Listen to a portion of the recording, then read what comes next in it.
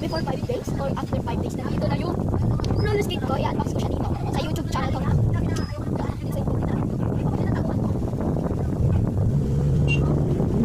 So, Ben, napakahirap lang talaga. Ganito talaga guys, hindi lang siya shampoo. Nag-shampoo ako guys, Head and Shoulder yung gamit ko, color green. Yan na guys, pinag-review yung galing dito. Nagkaroon kita ko din siya lang, kasi yung kapatid niya tulog.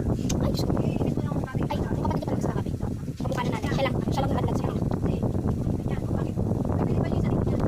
So, Ben, gusto tayo mag-ano. Sa tayo, nandito lahat ng gamit ko guys, konti. So, ito, mag-shake natin. Kasi napakaganda naman yan, kahit mag-shake. So, kapatid, pag-binis lang tayo talaga ng kapakalay. Maggagamit tayo ng spinol.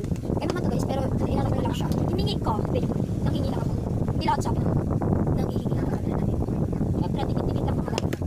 Kasi mag-birthday na siya sa, di ba linggo ngayon? So, hindi siya, so, 19 na yun, di ba linggo? So, tawag doon, 21 yung birthday na nanay ko. So, may surprise sa birthday na Jollibee yung handa niya.